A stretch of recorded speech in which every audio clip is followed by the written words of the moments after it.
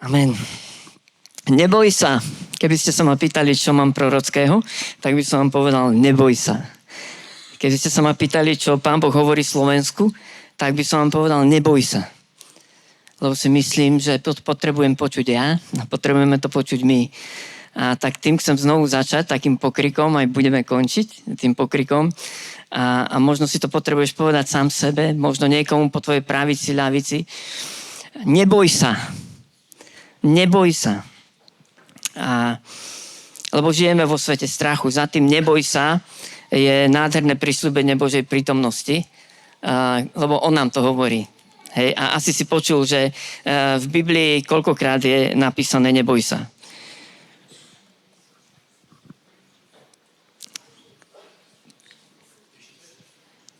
Vyvrátim teraz jeden mýtus. Nie je to 365 a viac. Asi 103 alebo 106 krát je táto fráza. Ale áno, keby ste k tomu pridali všetky ostatné synonymá, ktoré hovoria nestrachuj sa, netras sa a tak ďalej, tak by sme sa dostali k tým 365.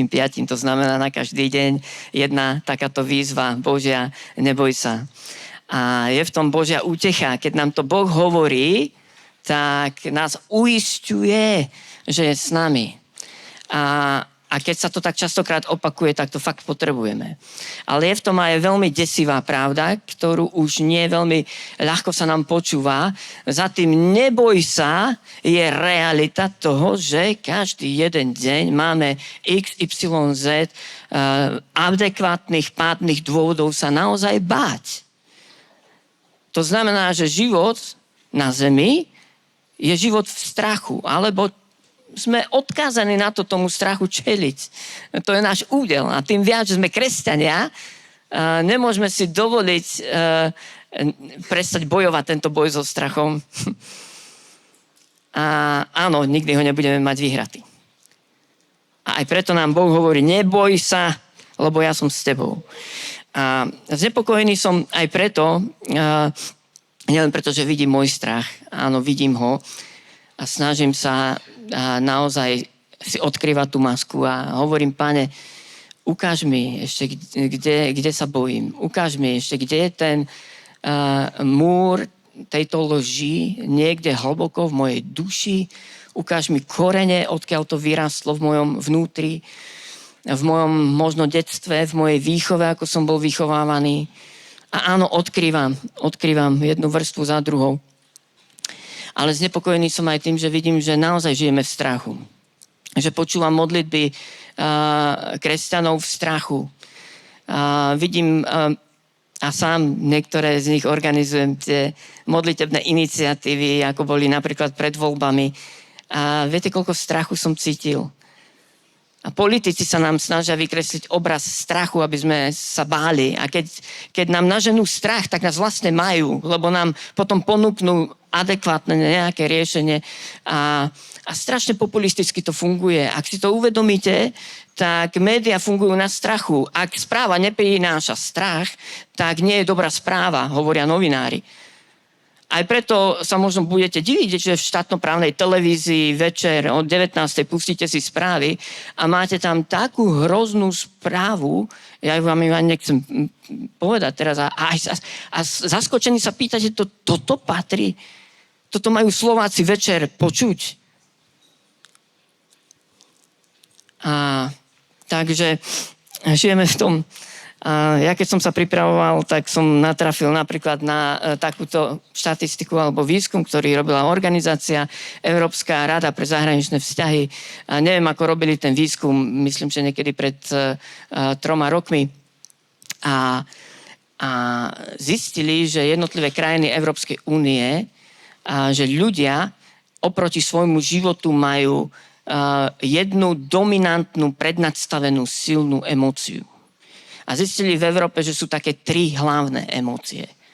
Stres, strach a optimizmus. A hádajte, kde sme boli my Slováci? V strachu. A A nehovorím, že to je jediný výskum. Potom, keď si začnete pozerať na internete, čoho sa vlastne ľudia dnes boja, tak nájdete 10 strachov mladých ľudí v Európe.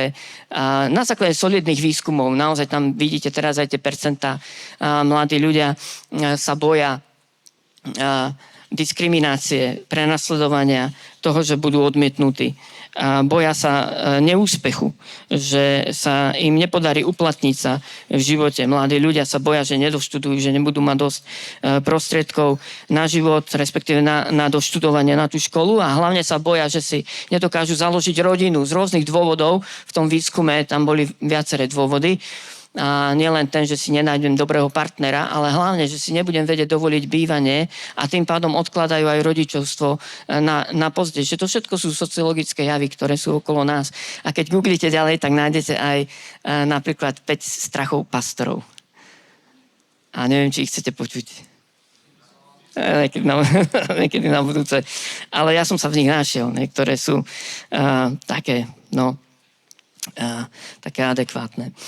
A myslím, že potrebujeme počuť neboj sa. Dnes zúfalo potrebujeme počuť a nielen prázdne ľudské neboj sa, ale to neboj sa, ktoré nám hovorí Pán Boh. Rád by som vám dal do pozornosti knižku Prekonanie strachu alebo Žiť život naplno od Harolda Kushnera, to je rabín, jeden z Ameriky, napísal veľmi taký obľúbený svetový bestseller, že prečo sa zlé veci dejú dobrým ľuďom. Neviem, či ste počuli niekedy o tej knižke. A druhú knižku, ktorú napísal, je Prekonanie strachu. No a keby som mal dať tú jeho tučnú knihu teraz do ďalších 20 minút, tak to je priam nemožné. Ale opísal toľko strachov, toľko reality v živote, ako čelíme strachu, ako mladí ľudia, ako rodičia, ako stredná generácia, ako stará generácia. A seniori, to je jedno. Ale zaujal ma jeden film, o ktorom som počul, nevidel som ho, len som si potom naozaj pozrel celú tú zápletku, aj trailer. A ten film bol natočený, myslím, že v 90. alebo 91. Jeho názov je Obhaj svoj život. A celý dej sa odohráva v tom, že nejaký úspešný mladý muž v stredných rokoch, neviem, či bol manažer nejakej reklamnej agentúry alebo niečo podobné. Film začína tak, ako má čelnú zrážku s oproti idúcim autobusom, zomiera a ocitne sa v nebi. A spolu s ním množstvo iných ľudí. A celá scéna je o tom, že tí ľudia v nebi prechádzajú takzvaným súdom. Dostanú 2 právnikov, ktorí sa snažia buď ich obviniť alebo obhájiť, aký bol celý ich život na zemi. Ten film hovorí o tom, že v nebi je natočený videofilm na videopáske, to boli 90. roky, a do detailov o našich životoch. Ale čo je zaujímavá zápletka, je, že posudzovali život aj tohto muža, aj iných, na základe toho, ako dokázal zvládnuť svoj strach alebo odolať svojmu strachu. A áno, nie je to kresťanský film, aj keď tá alegória je veľmi silná. Ja som si vtedy povedal, wow, že fakt, že veď my môžeme sa pozrieť na svoj život aj z tohto pohľadu. A potom samozrejme, asi ste počuli, ja to tu mám vytlačené, čoho ľudia najviac ľutujú pred smrťou. A o tom boli napísané články, myslím, že aj jedna kniha celá jednej ženy, ktorá sa venovala paliatívnej starostlivosti a sprevádzala mnohých ľudí pri ich zomieraní. A ten zoznam je niekedy desivý. A ja tu mám asi 12 vecí. Ale zaujímavé je, že hneď prvá vec je mať odvahu prekonať strach, čo si o mne myslia druhí ľudia. Alebo mať odvahu urobiť niečo, po čom som túžil, o čom som sníval. Alebo mať odvahu prejaviť svoje emócie. A poďme si otvoriť knihu Sudcov v 6. kapitole. A prečítame si príbeh Gideona.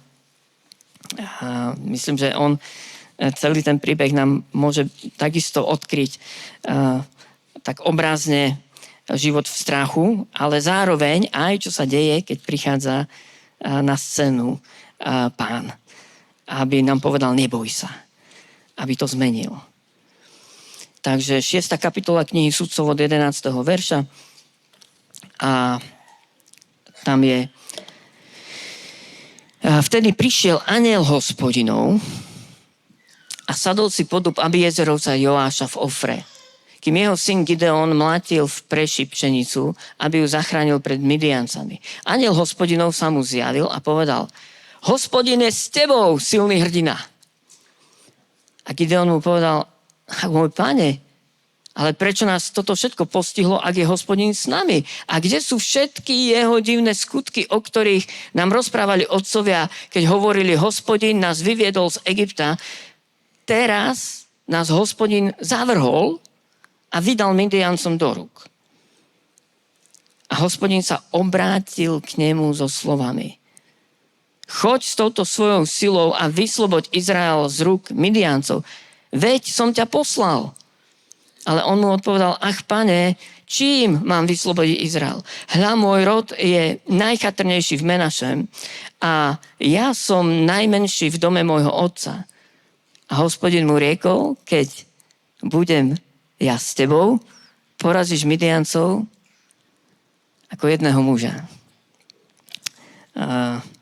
Veľmi, veľmi, veľmi, veľmi silný príbeh. Prečo o tom hovorím je, že teraz je tu anjel Hospodinov, teraz je tu Božia prítomnosť. Teraz sa naplňajú všetky zasľúbenia Pánove. Teraz tu môže byť silný Boží dotyk a je tu, aby padli tvoje povrazy strachu. Aby ak zistíš, že sa točíš v kolečku tvojho strachu, že si v ňom uviaznutý, že sa opakujú vzorce tvojho správania, že sa opakuje tvoja motivácia. Ak si dnes uvedomíš, že strach má návrh nad tebou v niektorých oblastiach tvojho života. Celý príbeh Gideona je o tom, že tam zostúpila Božia prítomnosť. Prišiel tam Pánov anjel.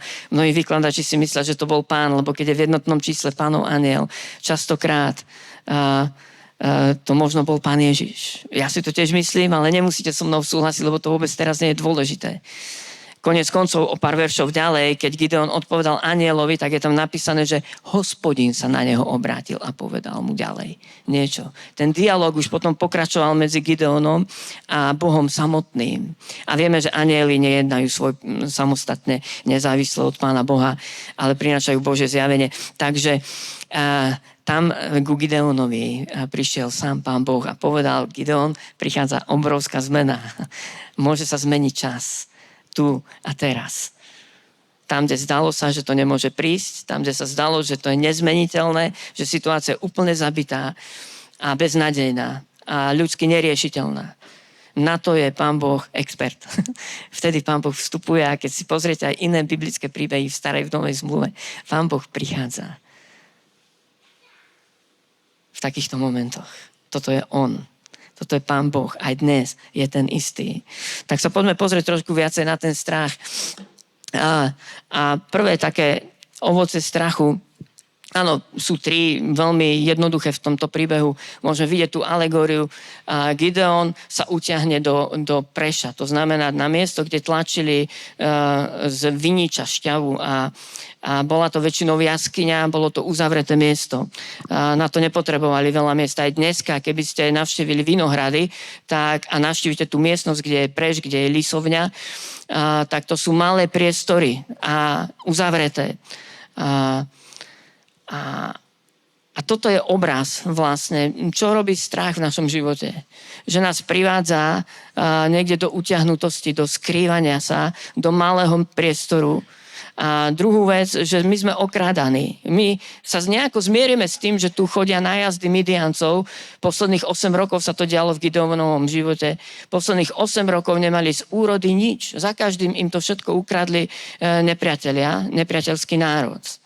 A to je také druhé ovocie nášho strachu, že my sa zmierujeme s okolnostiami, že sa im prispôsobíme. Prispôsobíme si tomu naše hodnoty alebo náš kalendár. alebo naše očakávanie, naše nadstavenie. A ani si neuvedomujeme, že sme okrádaní. Hej?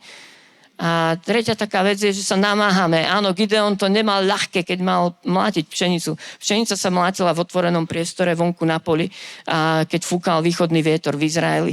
A oni vyhadzovali vlastne tie klasy do vrchu po tom, čo ich mlátili. A ten vietor zobral plevy preč. A zrno padlo na miesto, stačilo ho pozbierať.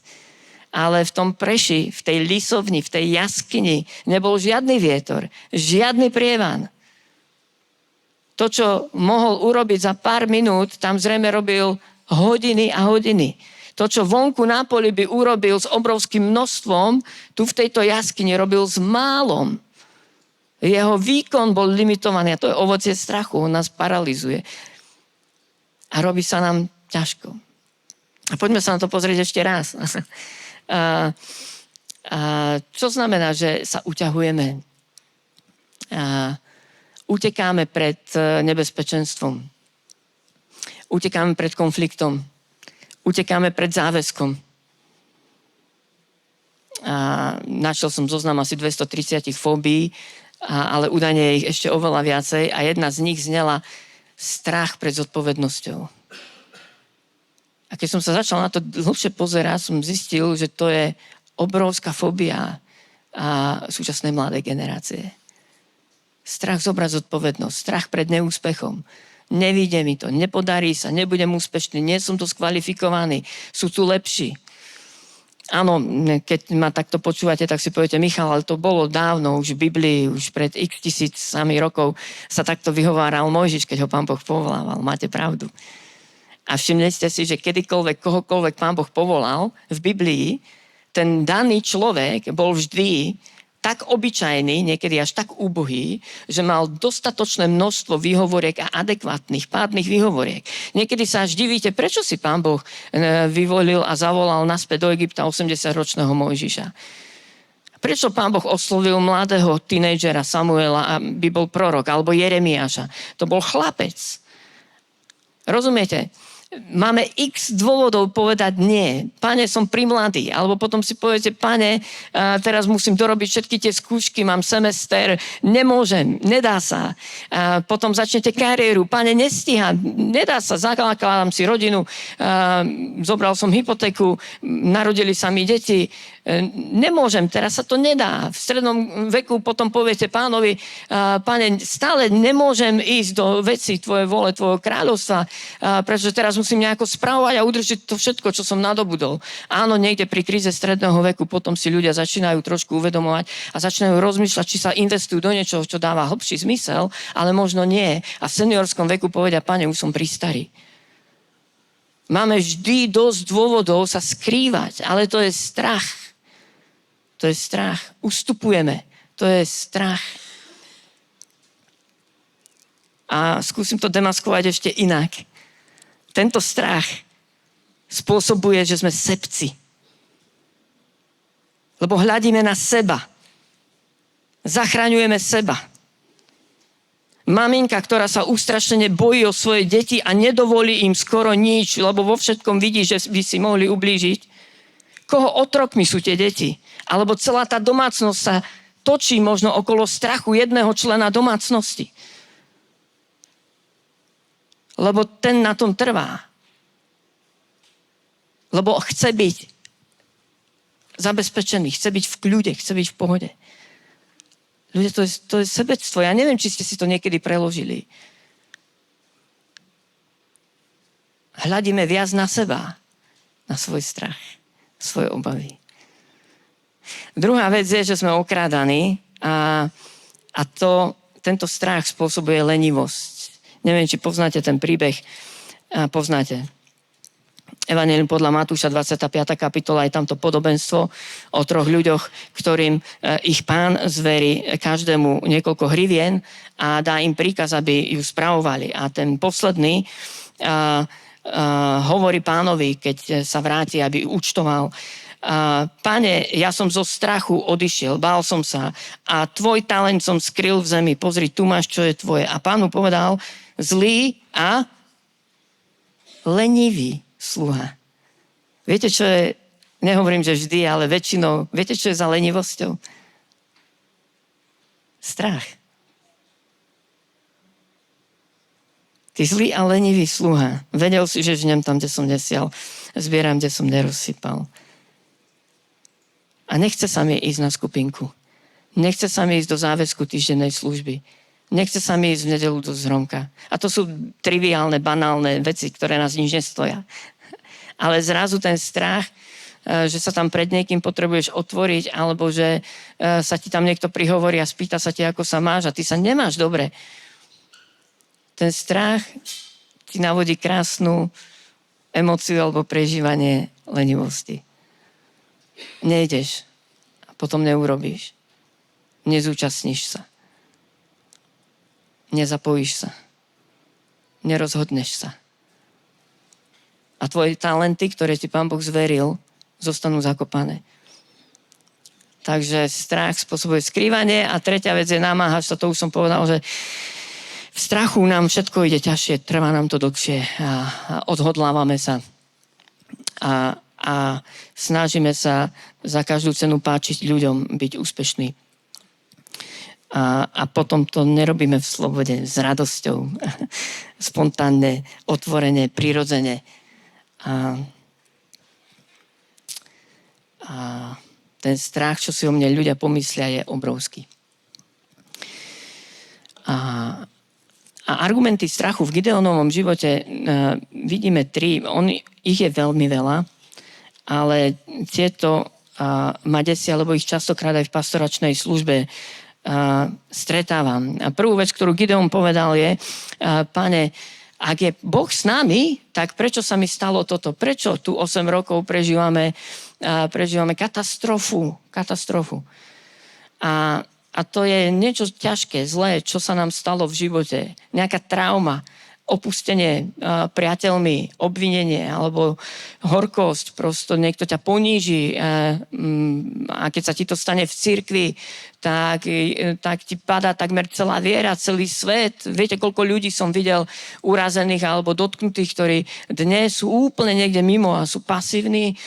A niekto to tak povedal, že od 20. storočia sa cirkev začala zaoberať rôznymi fóbiami a strachmi o živobytie a rôzne takéto neslobody. A údajne z teologických spisov do 20. storočia v dobe puritánov alebo pietistov sa ľudia viac báli hriechu.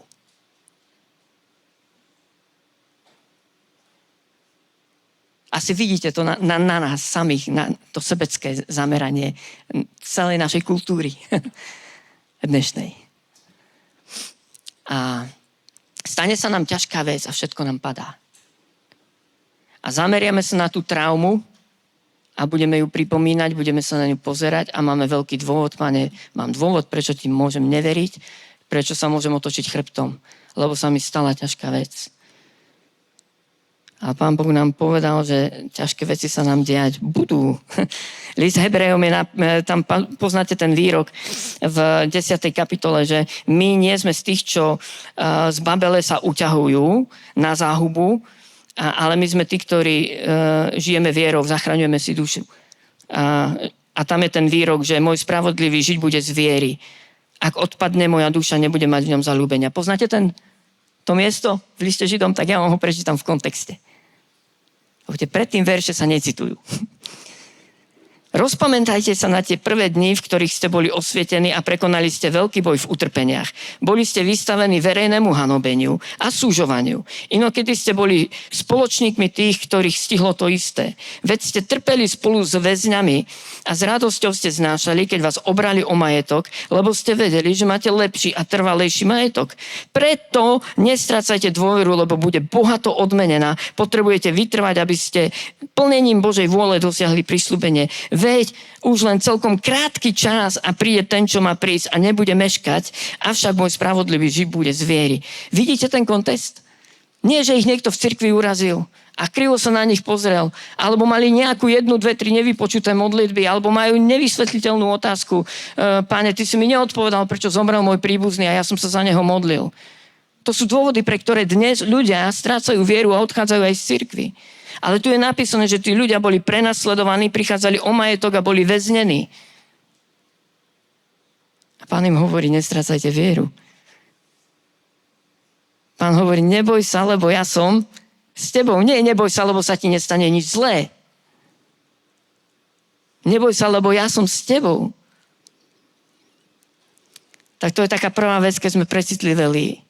Druhý taký argument je, Pane, ale prečo Boh už dnes nekoná tak, ako kedysi, veď sme počuli príbehy, ako si vyviedol našich otcov z Egypta.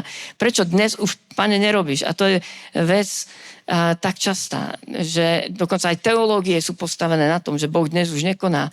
Jedna veľká, obrovská časť cirkvi dnes neverí v duchovné dary alebo v 5-násobnú služobnosť. Oni vám povedia, že to už dnes Pán Boh tak nekoná. Dneska je to v móde vyargumentovať, prečo Boh dnes nekoná. My sa tomu prispôsobíme. Uveríme nejakej lži, že dnes je Pán Boh iný, ako bol včera alebo pred rokmi, ale pritom máme jasne, tiež v liste Židom napísané, že Ježiš Kristus je ten istý, včera, dnes i na veky. Pán dnes koná rovnako.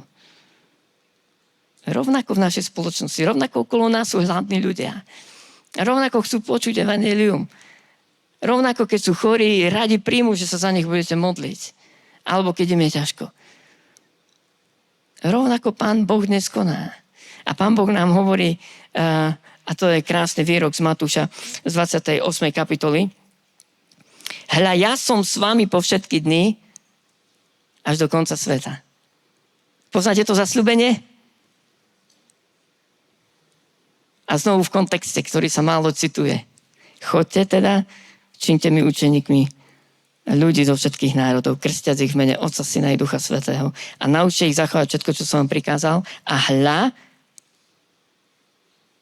ja som s vami po všetky dny.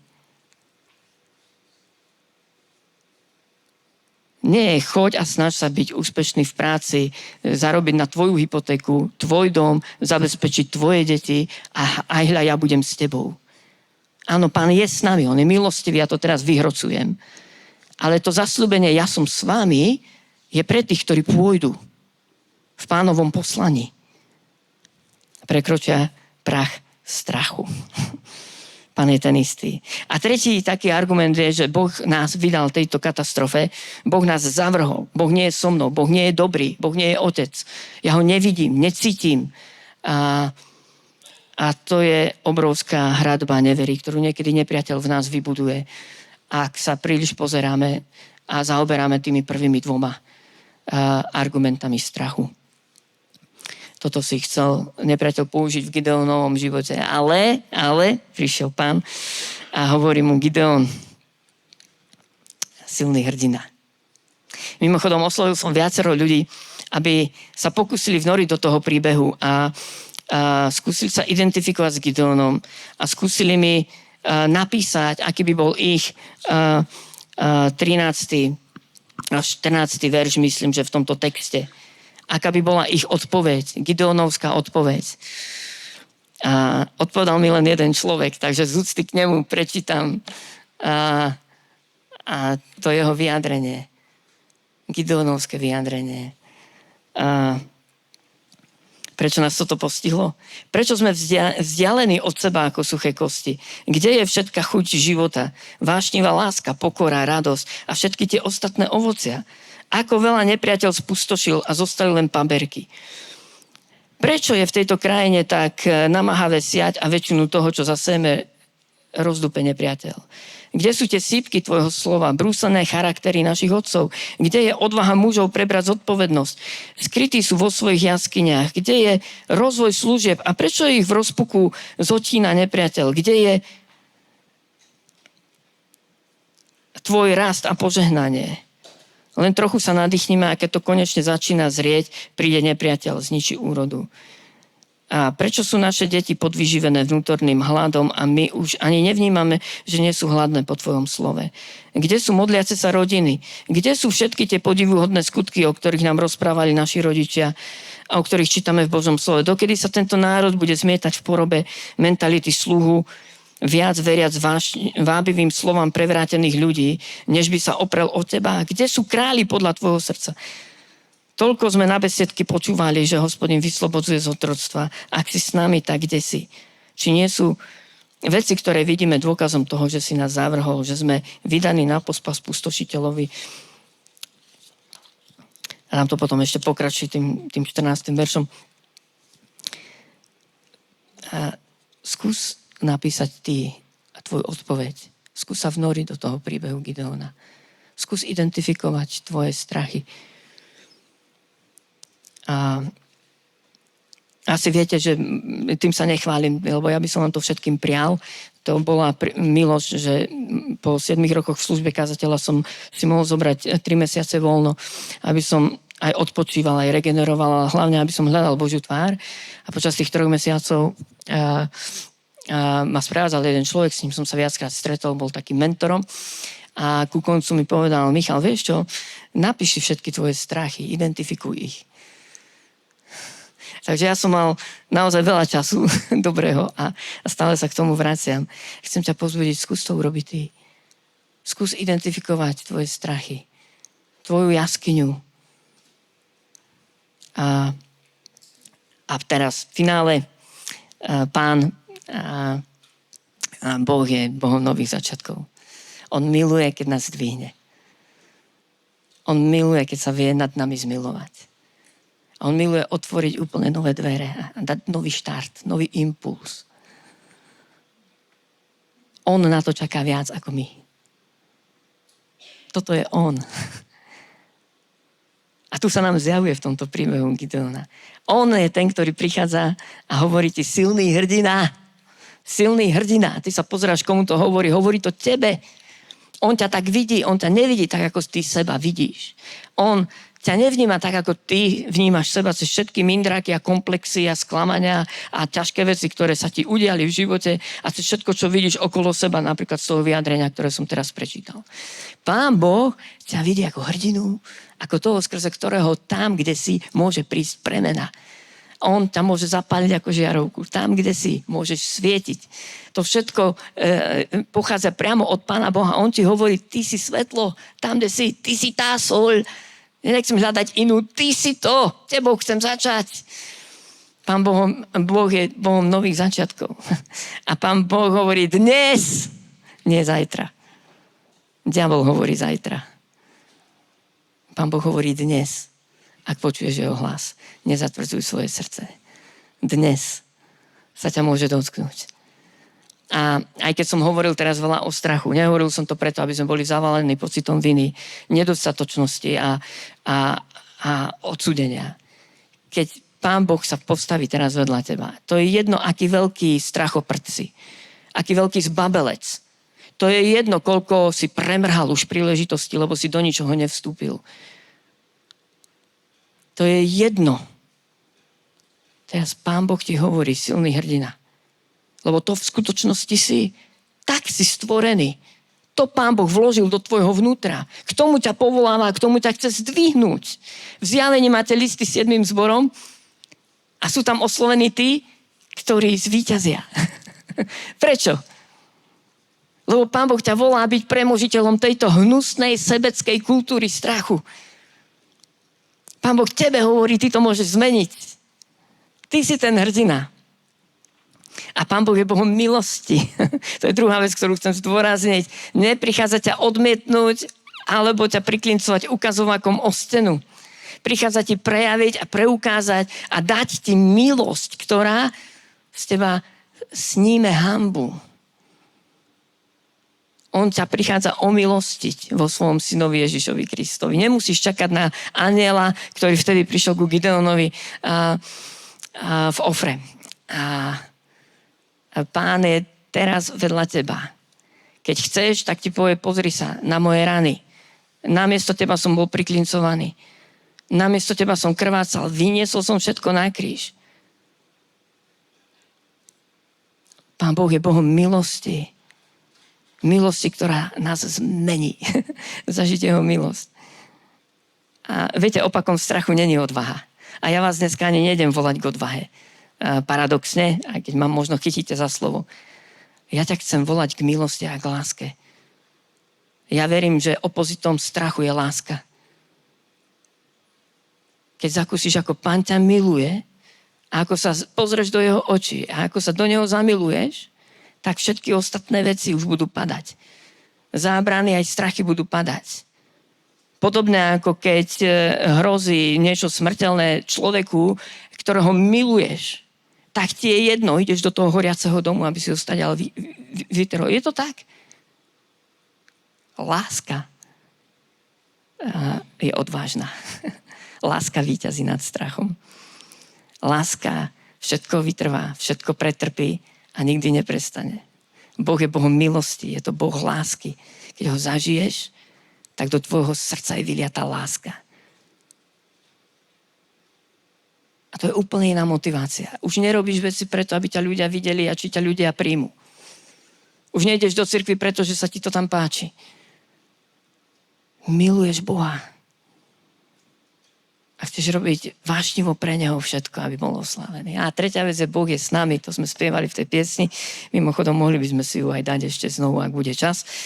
Boh je s nami, to je silné vyjadrenie. To je jedno z mien Pánových, ako sa nám zjavil, že je Immanuel, s nami Boh. Hej? On sa nezavrhuje, on je s nami, on je blízko, môžeme sa na neho spoľahnúť, môžeme mu dôverovať, môžeme stať na každom z jeho nádherných zasľúbení, môžeme sa spoľahnúť. Preto ti hovorím, neboj sa aj sebe samému, neboj sa, lebo Boh je s tebou.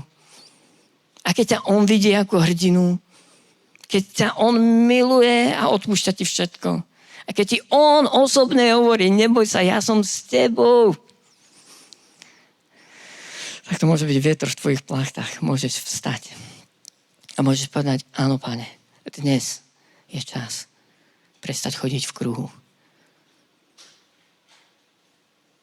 Dnes je čas výjsť z mojej jaskyne.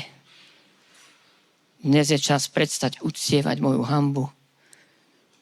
Dnes je čas prestať sa kláňať modle toho, čo si o mne ľudia myslia.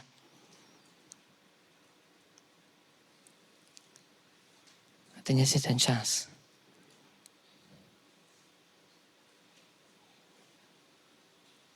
Teraz je ten čas. A veľa som sa modlil a modlím sa znovu, aby to bol Pánov dotyk.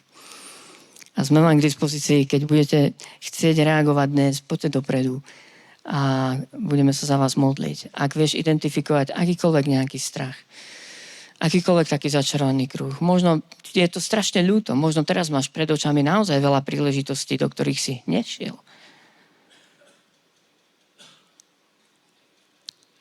A dnes to môžeme dať do Pánových rúk. Dnes sa za to môžeme modliť. Dnes nám hovorí, neboj sa. Slovensku a Slovákom Pán Boh hovorí, neboj sa. Zboru Viera Pán Boh hovorí, neboj sa. Neboj sa. Neboj sa.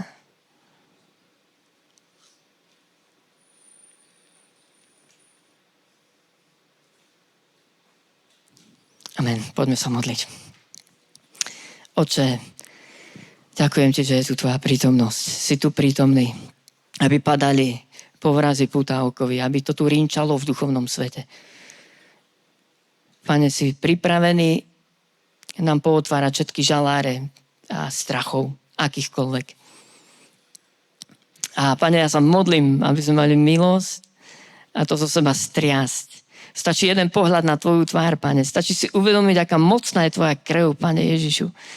Stačí si uvedomiť, ako sa na nás dívaš ty a k čomu nás voláš, Pane, a môžeme všetky tieto reťaze striasť zo seba ako nitky, ako sám som vedel potrhať všetky púta, ktorými ho zviazali.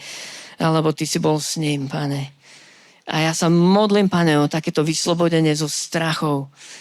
Ja sa modlím o milosť, Pane, aby to hrdinstvo viery mohlo byť uvoľnené v Duchu Svetom.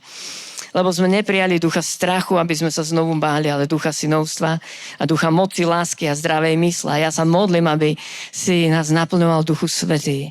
A vyprosujem tú milosť, aby si nám odhalil tie skryté pásce strachu, lebo strach je pásca.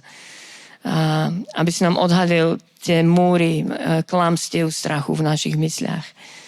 A Pane, prosím, pomôž nám to identifikovať a odmietnúť.